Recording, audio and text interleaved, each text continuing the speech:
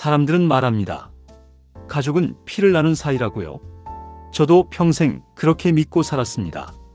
하지만 72이 되어서야 깨달았습니다. 진짜 가족은 피가 아니라 마음으로 이어지는 거라는 걸요. 그걸 깨닫는데 72년이 걸렸습니다. 그리고 그 시작은 통장에 찍힌 한 줄의 숫자였습니다. 제 이름은 김봉수. 올해 72입니다. 서울 외곽 이 낡은 동네에서 40년 넘게 살았습니다. 1982년 봄이었습니다. 29살 갓 결혼한 신혼부부가 보증금 50만 원에 월세 3만 원짜리 단칸방에 입성했죠. 아내 순자는 그날 이렇게 말했습니다. 여보, 작긴 해도 우리 둘만의 집이잖아요. 여기서 아이들 낳고 키우고 행복하게 살아요. 그 약속대로 우린 이 집에서 모든 걸 시작했습니다. 1984년 첫째 아들 민수가 태어났습니다. 그날 밤 저는 병원 복도에서 아기 울음소리를 들으며 울었습니다. 내가 아버지가 됐구나. 3년 뒤 둘째 딸 혜진이가 태어났습니다. 방 하나에 식구가 넷. 좁았지만 행복했습니다. 아이들이 자라면서 집은 점점 비좁아졌습니다. 여름엔 더워서 부채질하고 겨울엔 추워서 이불 속에 옹기종기 모여 잤죠. 하지만 불평은 없었습니다. 우리 집이 최고야 하며 웃던 아이들의 얼굴이 아직도 눈에 선합니다. 민수는 공부를 잘했습니다. 좁은 책상에 엎드려 새벽까지 공부하던 모습. 그렇게 서울대에 붙었을 때 온 동네가 축하해줬죠. 혜진이는 착했습니다. 아빠, 우리 집 가난해? 괜찮아. 나는 아빠가 최고야. 그렇게 말하며 제 등을 쓰다듬던 작은 손. 세월이 흘렀습니다. 집은 점점 낡아갔습니다. 지붕은 해마다 새고 벽지는 곰팡이로 얼룩졌습니다. 화장실 문은 제대로 닫히지도 않았죠. 아내는 항상 말했습니다. 여보, 우리 조금만 더 버티면 애들 다 크고 그때 가서 좀 더 나은 데로 가요. 그때까지만 조금만 더 참아요. 하지만 그 나중은 오지 않았습니다. 2014년 겨울이었습니다. 아내가 갑자기 쓰러졌습니다. 뇌출혈. 119가 오고 병원으로 실려가고 그 모든 게 마치 꿈 같았습니다. 중환자실 앞에서 기다리는 동안 민수와 혜진이가 달려왔습니다. 민수가 물었습니다. 아버지, 어머니는요? 의사 선생님이 위험하다고 하셨다. 사흘을 기다렸습니다. 그리고 아내는 깨어나지 못했습니다. 장례식장에서 민수가 또 물었습니다. 아버지, 이제 어떻게 하실 거예요? 혼자 그 집에서 사시기 힘드실 텐데. 괜찮다? 네 어머니랑 평생 살던 집인데 혼자라도 거기서 살아야지.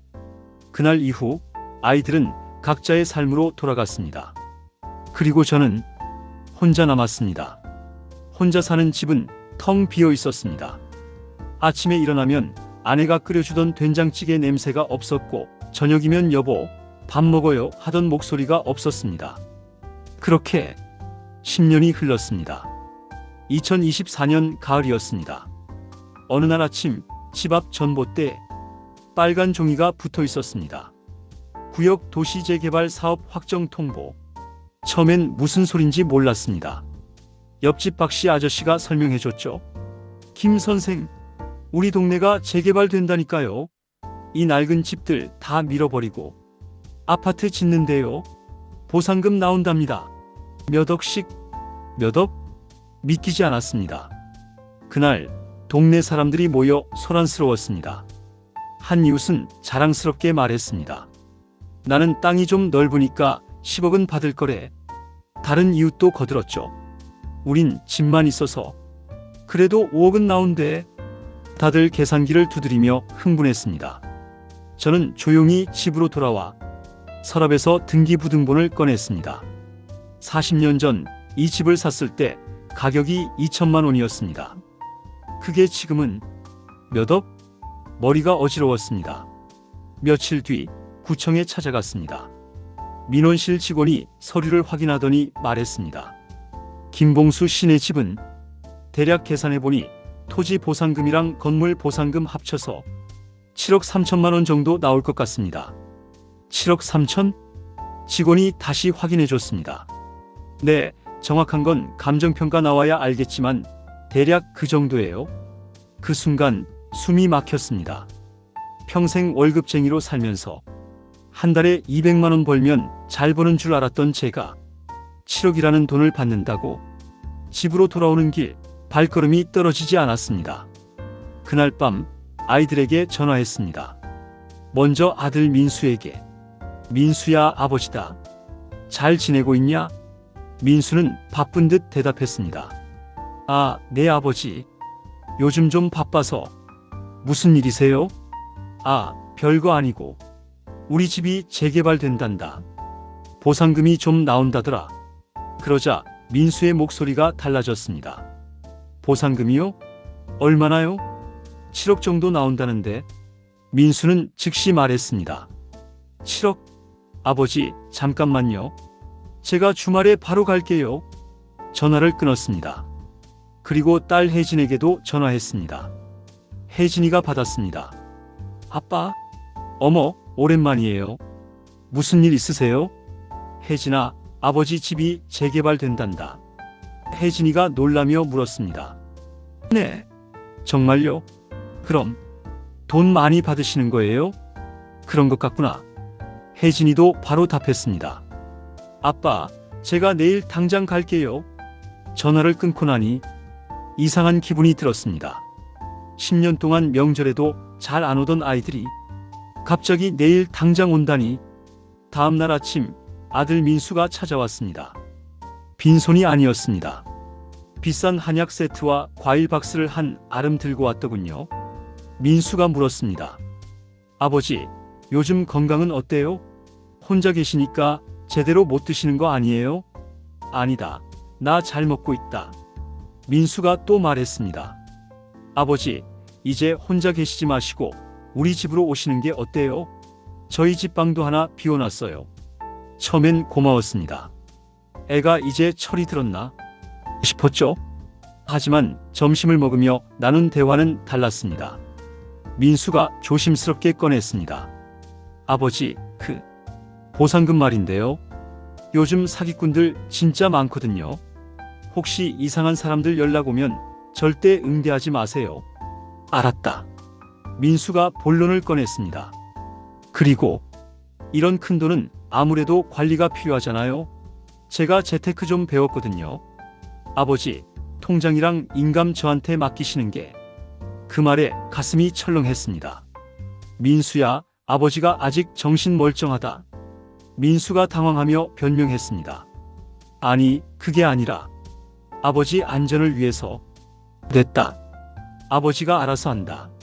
민수는 더 이상 말하지 않았습니다. 하지만 표정이 좋지 않았습니다. 그날 오후 딸 혜진이가 찾아왔습니다. 남편과 아이 둘을 데리고 왔더군요. 혜진이가 밝게 말했습니다. 아빠, 보고 싶었어요. 애들도 데려왔어요. 할아버지 보고 싶다고 했거든요. 손주들은 오자마자 휴대폰만 들여다봤습니다. 혜진이가 물었습니다. 아빠, 요즘 어떻게 지내세요? 밥은 잘 드시고 계시고요? 잘 먹고 있다. 혜진이도 조심스럽게 본론을 꺼냈습니다. 아빠, 재개발 얘기 들었어요. 오빠한테 들었는데 돈이 꽤 나온다면서요? 그렇단다. 혜진이가 설득하듯 말했습니다. 아빠, 근데 그 나이에 그런 큰 돈 혼자 관리하시면 정말 위험해요. 요즘 얼마나 사기꾼이 많은데. 차라리 제가 좀 관리해 드릴게요. 또 그 얘기였습니다. 혜진아, 아버지가 바보 아니다. 혜진이가 목소리를 높였습니다. 아빠, 제가 걱정돼서 그러는 거잖아요. 왜 이렇게 삐딱하게 받아들이세요? 그날 혜진이는 씁쓸한 표정으로 돌아갔습니다. 그 뒤로 일주일 동안 아이들은 매일 전화했습니다. 아버지, 오늘 밥은 드셨어요? 아빠, 약은 잘 챙겨 드시고 계시죠? 평생 생일에도 전화 한 통 없던 아이들이 매일같이 안부를 물었습니다. 처음엔 고마웠습니다. 하지만 점점 알게 됐습니다. 그 관심이 어디를 향하고 있는지. 보름쯤 지났을 때 가족 단톡방에 메시지가 올라왔습니다. 민수가 먼저 썼습니다. 아버지, 요즘 생각해봤는데요. 그 보상금 아무래도 우리가 함께 관리하는 게 맞지 않을까요? 혜진이도 동조했습니다. 맞아요, 오빠. 아빠 연세도 있으신데 혼자 그 큰돈 관리하시면 사고라도 나면 어쩌려고 그래요? 민수가 또 썼습니다. 저도 요즘 사업이 좀 어렵고 혜진이네도 애들 교육비 때문에 힘들다고 하니 이 돈으로 우리 가족 모두 잘 살 수 있잖아요. 혜진이가 마지막으로 썼습니다. 아빠, 우리가 효도 제대로 못 해드린 것도 미안하고 이번 기회에 아빠도 편하게 살 수 있게 해드리고 싶어요. 그 메시지들을 보는 순간 휴대폰이 손에서 떨어질 뻔했습니다. 가슴이 무너지는 것 같았습니다. 분노가 아니었습니다. 슬픔이었습니다. 이게 가족인가? 며칠 뒤 보상금이 통장에 들어왔습니다. 7억 2,800만 원. 평생 본 적 없는 숫자였습니다. 그 통장을 집 서랍 깊숙이 넣어두고 저는 시골에 사는 친구네 집에 가기로 했습니다. 1박 2일 잠시 쉬고 오려고요. 이틀 뒤 집에 돌아왔습니다. 문을 열고 들어서는 순간 뭔가 이상했습니다. 신발이 흐트러져 있었고 거실 불이 켜져 있었습니다. 서랍으로 달려갔습니다. 열려 있었습니다. 그리고 통장이 없었습니다. 손이 떨렸습니다. 머릿속이 하얘졌습니다. 그때 휴대폰이 울렸습니다. 아들 민수였습니다. 전화를 받았습니다. 민수가 조심스럽게 말했습니다. 아버지, 제가 열쇠로 들어가서 통장 가져왔어요. 뭐라고? 민수가 빠르게 변명했습니다. 아버지, 화내지 마세요. 이건 정말 아버지를 위한 거예요. 혼자 두시면 안 될 것 같아서 당장 돌려놔라. 민수가 목소리를 높였습니다. 아버지, 이건 우리 가족 모두를 위한 거예요. 저 지금 사업 때문에 은행 빚이 2억이에요. 혜진이네도 애들 사교육비 때문에 힘들어요.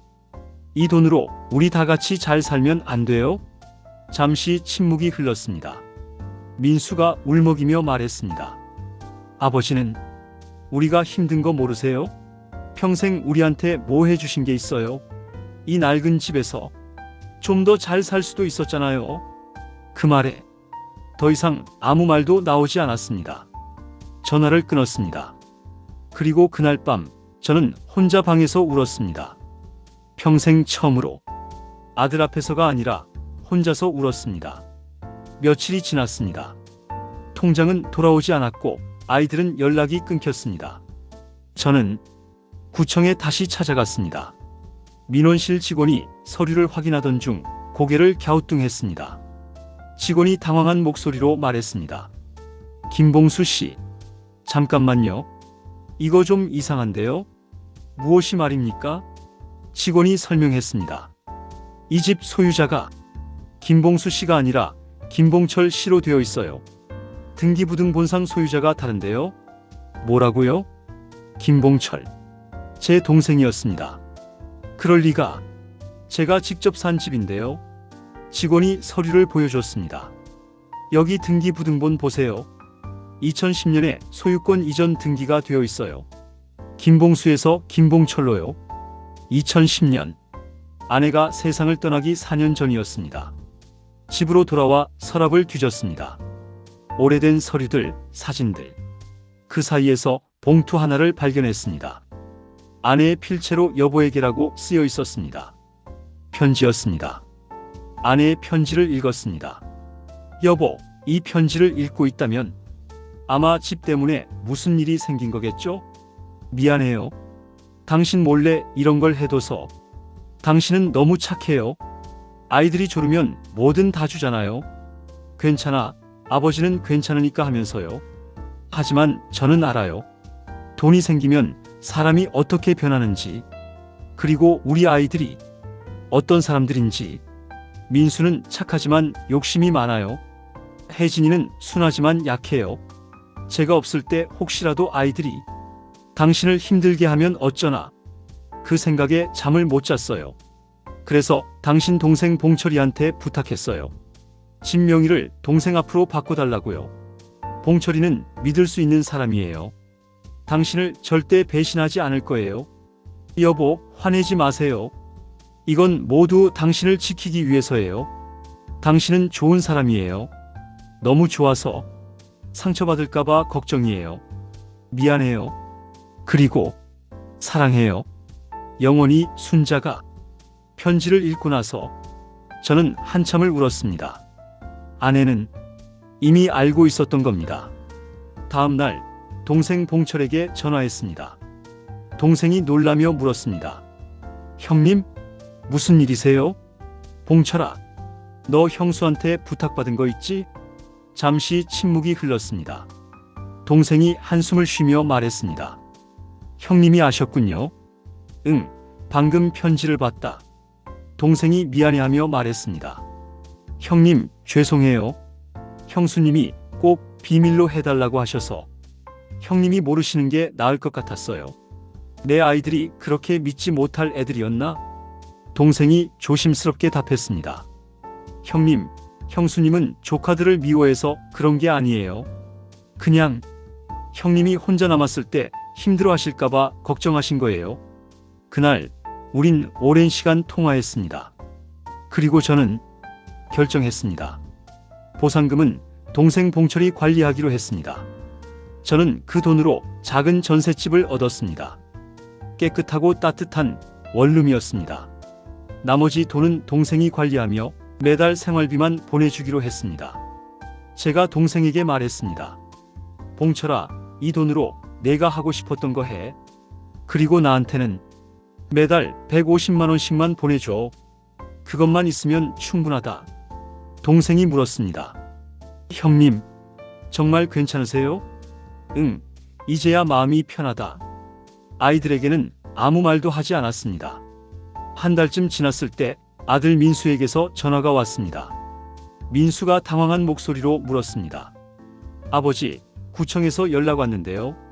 집 명의가 작은아버지라고 하던데요. 이게 무슨 일이에요? 그렇구나. 민수가 다급하게 물었습니다. 아버지, 그럼 그 보상금은요? 제가 가진 통장은 뭐예요? 그건 내가 쓰던 생활비 통장이다. 보상금은 내 작은아버지가 받으셨다. 민수가 소리를 질렀습니다. 아버지, 그럼 우리는요? 평생 그 집에서 자란 우리는요? 잠시 침묵했다가 말했습니다. 민수야, 그 집은 내 어머니가 남긴 집이다. 그리고 내 어머니는 너희한테 주고 싶지 않으셨단다. 전화를 끊었습니다. 그 뒤로 한동안 연락이 없었습니다. 2달쯤 지났을 때 딸 혜진이가 찾아왔습니다. 빈손이었습니다. 문을 열자 혜진이는 그냥 서 있었습니다. 혜진이가 작은 목소리로 말했습니다. 아빠, 들어오너라. 거실에 앉아 차를 내밀었습니다. 혜진이는 한참을 말하지 못했습니다. 그러다 울먹이며 말했습니다. 아빠, 죄송해요.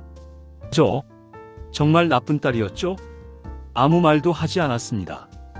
혜진이가 눈물을 흘리며 계속 말했습니다. 돈 때문에 아빠를 돈으로만 봤어요. 엄마가 살아계셨으면 저를 정말 혼내셨을 거예요. 차 한 잔을 더 따라 주었습니다. 혜진이가 물었습니다. 아빠, 용서해 주실 수 있어요? 혜진아? 네, 아빠. 용서는 내가 스스로에게 구하는 거다. 아버지한테 구하는 게 아니라. 혜진이는 한참을 울다가 돌아갔습니다. 그로부터 6개월이 지났습니다. 저는 지금 작은 전셋집에서 살고 있습니다. 매일 아침 창문을 열면 햇살이 들어옵니다. 새 집이라 곰팡이도 없고 따뜻합니다. 혼자 살지만 외롭지 않습니다. 요즘은 동네 경로당에 다닙니다. 거기서 만난 어르신들과 바둑도 두고 가끔 산책도 갑니다. 박 할아버지가 어느 날 물으셨습니다. 김 선생, 자식들 연락 없어요? 가끔 딸애한테서 옵니다. 아들은요? 아들은 아직 화가 안 풀렸나 봅니다. 박 할아버지가 또 물으셨습니다. 그래도 괜찮으세요? 혼자 사시는 거? 예, 이게 제 인생입니다. 실제로 혜진이는 한 달에 한 번쯤 찾아옵니다. 더 이상 돈 얘기는 하지 않습니다. 그냥 조용히 앉아서 차를 마시고 갑니다. 지난주에 왔을 때 혜진이가 말했습니다. 아빠, 요즘 엄마 꿈을 자주 꿔요. 엄마가 꿈에서 미안하다고 하시는 것 같아요. 내 엄마가 왜 미안해하겠니? 혜진이가 대답했습니다. 저한테요? 저를 이렇게 키워서 미안하다고. 혜진이는 또 울었습니다. 저는 그저 등을 쓰다듬어 줬습니다. 어릴 적 혜진이가 악몽 꾸고 울 때처럼요. 아들 민수는 아직 연락이 없습니다. 하지만 괜찮습니다. 언젠가 그 아이도 깨닫는 날이 오겠죠.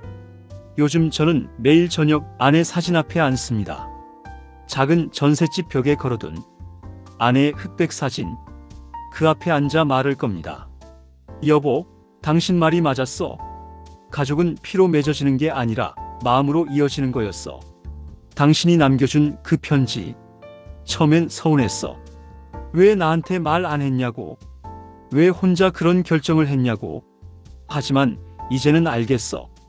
당신은 날 지키려고 한 거였지. 바보 같은 나를 지키려고. 여보, 고마워. 당신이 있어서 내가 여기까지 왔어. 그리고 걱정 마. 나 이제 괜찮아. 혼자여도 괜찮아. 재개발로 집은 사라졌습니다. 40년을 살던 그 집은 이제 없습니다. 하지만 저는 이제야 깨달았습니다. 집은 건물이 아니라 사람이라는 것을. 가족은 피가 아니라 마음이라는 것을. 그리고 진짜 행복은 많이 가진 것이 아니라 마음 편한 것이라는 걸요. 이제야 집에 온 것 같습니다.